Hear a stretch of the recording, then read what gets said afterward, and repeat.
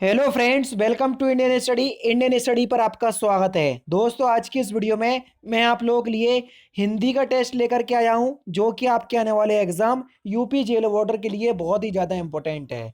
Video को and तक जरूर देखिएगा, क्योंकि लास्ट में मैं आपसे क्वेश्चन भी पूछूंगा और उसका आंसर आपको कमेंट बॉक्स में बताना होगा। साथ ही साथ इस वीडियो की पीडीएफ डिस्क्रिप्शन में टेलीग्राम चैनल का लिंक दिया हुआ है, वहां से आप प्राप्त कर सकते हैं। तो चलिए दोस्तों, स्टार्ट करते हैं और देखते हैं पहला क्वेश्चन दोस्तों आपके सामने। उच्चारण स्थान की दृष्टि से का वर्ग के सभी वर्ण का उच्चारण कहाँ से होता है? तो आप सभी लोग जानते हैं का वर्ग में कौन कौन से वर्ण आते हैं? का, खा, गा, घ, णा। तो ये जो पूरे वर्ण हैं कहाँ से बोले जाते हैं? का से कंठ, यानी कि दूसरा ऑप्शन बिल्कुल करेक्ट हो जाएगा। नेक्स्ट क्वेश्चन, निम्नलिखित में से महाप्राण वर्ण कौन से हैं? अगर आपको जानना है अल्पप्राण क्या होते हैं, महाप्राण क्या होते हैं, तो उसके लिए आपको मेरी वर्णमाला वाली वीडियो देखनी होगी। इंडियन यूट्यूब पे डालना वर्णमाला बाय इंडियन स्टडी, तो मेरी ही वीडियो आपको पहले नंबर पे मिल जाएगी। उसी वीडियो को देख लेना, तो आपके सारे डाउट क्लियर हो जाएंगे कि महाप्राण क्या होता, अल्पप्राण क्या होता। तो निम्नलिखित में से महाप्राण वर्ण कौन से हैं? तो सही आंसर हो जाएगा खा और गा। ठीक है ना? यानी कि इस क्वेश्चन का चौथा ऑप्शन करेक्ट। एक शॉर्ट वे में मैं आपको समझा देता हूं। जैसे का वर्ग होता है का, खा, गा, घा, हड़ा, ये होता है का वर्ग। अब देखो, किसी भी वर्ग के दूसरे और चौथे वर्ण जो होते हैं वो महाप्राण कहलाते हैं। तो देखो, दूसरे नंबर पे आ रहा आपका खा और चौथे नंबर पे आ रहा आपका घा, इसलिए ये क्या है? महाप्राण। और अच्छे से समझ रहे हैं तो वीडियो देख लेना। नेक्स्ट क्वेश्चन से स्टार्ट करने से पहले मैं आपको बता दूं, जब एग्जाम क्रैक करने की हो बात तो अनअकैडमी आपके साथ, इसी उद्देश्य के साथ अनअकैडमी आप लोगों के लिए फ्री स्पेशल क्लास प्लान लेकर के आया है। इसमें आप अनअकैडमी के प्लेटफॉर्म के अंदर जितनी भी स्पेशल क्लास चलाई जा रही होंगी, उन सारी स्पेशल क्लासेस को आप एक्सेस कर सकेंगे केवल एक कोड के साथ। क्योंकि आप सभी लोग जानते हैं मैं UP triple S C category को देखता हूं, तो मैंने पहले ही सिलेक्ट कर लिया है। आपको कुछ नहीं करना है, आपको इस 3 डॉट पर क्लिक करना है जो कि आपके सामने है। यहाँ पर आकर के आपको फ्री स्पेशल लाइव या फ्री लाइव क्लासेस पे क्लिक करना है, जैसा कि मैं करता जा रहा हूँ।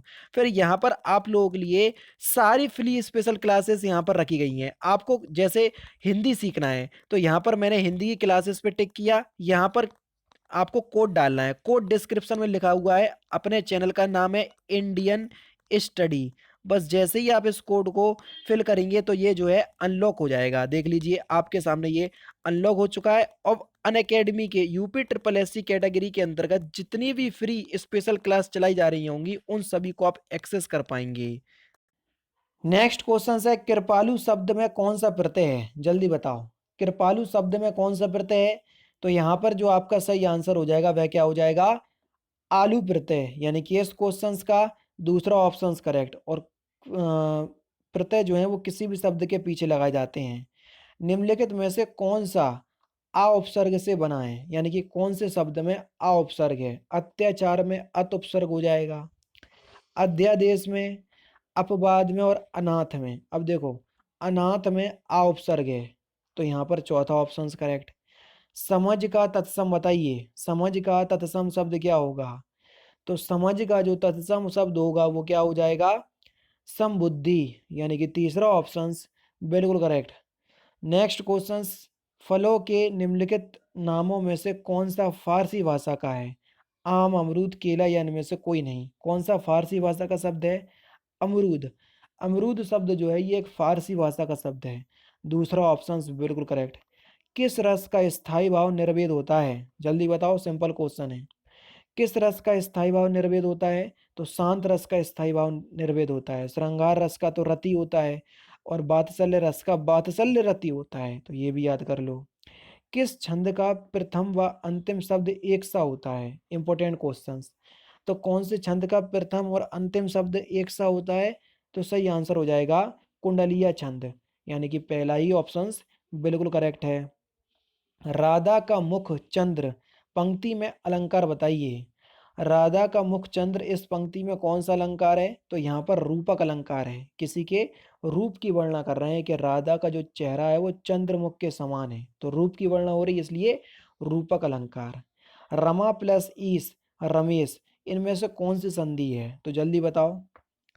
तो यहाँ पर जो आपका सही आंसर हो जाएगा वह क्या हो जाएगा? ऑप्शन नंबर सी गुण संधि, यानी कि इस क्वेश्चंस का तीसरा ऑप्शन बिल्कुल करेक्ट हो जाएगा। नेक्स्ट क्वेश्चन से आपका कि समास बताइए, भरपेट में कौन से समास है। मैंने आपको पहले ही बताया, आगे आपको यथा दिख जाए, प्रा दिख जाए, प्रति दिख जाए, सु दिख जाए, यावत दिख जाए, भर दिख जाए, तो आप आंख बंद करके अव्ययी भाव समास लगा देना। तो यहाँ पर अव्ययी भाव समास है, पहला ही ऑप्शन करेक्ट। कौन सा शब्द बहुवचन है, आपको बता चुका हूँ, दर्शन हुआ, प्राण हुआ, हस्ताक्षर हुआ, आंसू हुए, ये सभी शब्द जो हैं वो अपने आप में ही बहुवचन होते हैं। तो हस्ताक्षर शब्द जो है वो एक बहुवचन शब्द है, दूसरा ऑप्शन करेक्ट। श्याम ने गाना गाया होगा, वाक्य में प्रयुक्त काल बताइए कि कौन सा प्रयुक्त काल है। तो यहाँ पर गाना गाया होगा पता नहीं है, यानी कि डाउट में है ये बात, तो ये संदिग्ध भूत है, तीसरा ऑप्शन बिल्कुल करेक्ट। पीयूष राम को पीट रहा है, इस वाक्य में कारक बताइए। अब आप सभी लोग जानते हैं कारक चिन्ह कौन सा है, को, और को कारक चिन्ह कौन से कारक में यूज होता है, कर्ता ने कर्म को, तो कर्म कारक में आता है, तो यहाँ पर कर्म कारक होगा, दूसरा ऑप्शन करेक्ट। तपस्वी शब्द का स्त्रीलिंग क्या होगा, इंपोर्टेंट क्वेश्चन बताइए कि तपस्वी शब्द का स्त्रीलिंग क्या होगा। तो तपस्वी शब्द का जो स्त्रीलिंग शब्द हो जाएगा वो क्या हो जाएगा, तपस्विनी, दूसरा ऑप्शन करेक्ट। सैनिक कौन सी संज्ञा है, सैनिक जो है वो कौन सी संज्ञा है। तो सैनिक जो है वो संज्ञा की दृष्टि से जातिवाचक संज्ञा शब्द है, यानी कि इस क्वेश्चन का तीसरा ऑप्शन करेक्ट। कोई कुछ कहे हमें क्या, मैं कौन सा सर्वनाम है। तो इस वाक्य में अनिश्चयवाचक सर्वनाम है, पहला ही ऑप्शन यहाँ पर आपका बिल्कुल करेक्ट। पुलक संज्ञा से निर्मित विशेषण वाला विकल्प कौन सा है, पुलक संज्ञा से निर्मित विशेषण वाला विकल्प कौन सा है। तो आपका सही आंसर हो जाएगा पुलकित, पहला ही ऑप्शन बिल्कुल करेक्ट। वह मुझे गीत सुना रहा था, मैं कर्मवाच होगा, जल्दी बताओ, इसमें कर्मवाच आपको बताना है। तो आपका सही आंसर हो जाएगा उसके द्वारा मुझे गीत सुनाया गया, दूसरा ऑप्शन बिल्कुल करेक्ट हो जाएगा। नेक्स्ट क्वेश्चन, चार चार अर्थ दिए हैं, सटीक समानार्थक शब्द का चयन कीजिए।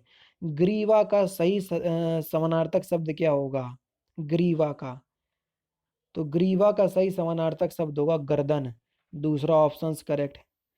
नेक्स्ट क्वेश्चन, विघटन का विलोम शब्द क्या होगा, विघटन का विलोम शब्द, तो विघटन का जो विलोम शब्द होगा वह क्या हो जाएगा, संगठन, दूसरा ऑप्शन बिल्कुल करेक्ट। निम्नलिखित में से कौन सा शब्द युग्म सही अर्थवेद का चयन कीजिए। कपिस और कपीस का सही अर्थवेद आपको बताना है। देखो कपिस का मतलब होता है मटमैला, और कपीस का मतलब होता है अंगद, यानी कि इस क्वेश्चन का तीसरा ऑप्शन करेक्ट। अनुरोध का सही अर्थ बताएं कि अनुरोध का सही अर्थ क्या होता है।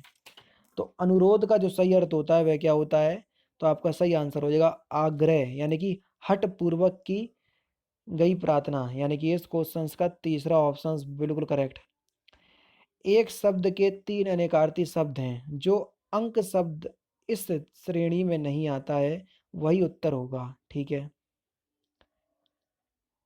तो आपका सही आंसर क्या हो जाएगा, प्रकृति, क्योंकि अक्षर लेख चिन्ह ये सभी जो हैं एक शब्द के ही अनेकार्थी शब्द हैं, लेकिन प्रकृति एक अलग शब्द है, तो यहाँ पर चौथा ऑप्शन करेक्ट। दो विपरीतार्थक शब्दों के बीच किस चिन्ह का प्रयोग किया जाता है, तो जल्दी बताओ, दो विपरीतार्थक शब्दों के बीच कौन से चिन्ह का प्रयोग किया जाता है। अब जैसे मैं आपको लिख दूं पाप और पुण्य, पाप और पुण्य, तो इनके बीच हमेशा आपको योजक चिन्ह मिलेगा, ठीक है, पहला ऑप्शन करेक्ट। और ये हमेशा कौन से द्वंद्व समास में होता है, ठीक है ना, तो ये भी आप ध्यान रखना। परिश्रम करके सफलता प्राप्त करो, मैं वाक्य में वाक्य का प्रकार पहचानिए, ये किस प्रकार का वाक्य है, तो ये एक संयुक्त वाक्य है, तीसरा ऑप्शन करेक्ट। रामचरितमानस ये जो कि तुलसीदास के द्वारा रचित है अवधी भाषा में समायोजित कुल कांड कितने हैं, तो इसमें 7 कांड हैं, तीसरा ऑप्शन बिल्कुल करेक्ट। मैथिली शरण गुप्त का संबंध आधुनिक काल के किस युग से है, जल्दी बताइए। तो आपका सही आंसर हो जाएगा द्विवेदी युग, दूसरा ऑप्शन बिल्कुल करेक्ट। पश्चिमी हिंदी की बोली नहीं है कौन सी, जल्दी बताइए कौन सी पश्चिमी हिंदी की बोली नहीं है। तो आपका सही आंसर हो जाएगा अवधी, अवधी जो है ये पश्चिमी हिंदी की बोली नहीं है, तीसरा ऑप्शन बिल्कुल करेक्ट होगा। एक व्यक्ति ने कहा कि पूरा परिवार काम करता है, तो भी महीने की कमाई पूरी नहीं पड़ती। तो अब ये जो आपका फिल इन द ब्लैंक्स है, इस फिल इन द ब्लैंक्स में क्या आएगा? अब देखो, एक व्यक्ति ने कहा कि पूरा परिवार जो है मिलकर काम करता है, तो भी महीने की कमाई जो है पूरी नहीं पड़ती, यानी कि इस क्वेश्चंस का पहला ही ऑप्शन बिल्कुल करेक्ट हो जाएगा। नेक्स्ट क्वेश्चन से आपका, मखमली जूते मारना, इस मुहावरे का सही अर्थ क्या है? तो इस मुहावरे का सही अर्थ है मीठी बातों से लज्जित करना। पहला ही ऑप्शन यहाँ पर आपका बिल्कुल करेक्ट है। नेक्स्ट क्वेश्चन से आपका, कि मनोभाव के अनुसार हटो शब्द कौन सा विस्मयादि बोधक है? तो इस क्वेश्चन का आंसर आप मुझे कमेंट बॉक्स में बताएंगे। सिंपल और इम्पोर्टेंट क्वेश्चन है। दोस्तों ये थे आपके 37, क्योंकि 5 क्वेश्चंस आपके गद्यांश में चले गए, तो टोटल 37 नंबर ही आप मानो।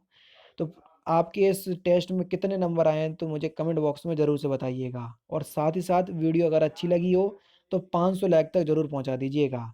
तो दोस्तों फिलहाल की वीडियो में सिर्फ इतना ही। अगर आपको वीडियो पसंद आए तो प्लीज़ दोस्तों वीडियो को लाइक कीजिए, शेयर कीजिए, और साथ ही साथ हमारे चैनल को सब्सक्राइब करना ना भूलें, क्योंकि मैं रोजाना इसी तरह की वीडियोस आप लोगों के लिए लाता रहता हूँ। नमस्कार दोस्तों, जय हिंद, जय भारत।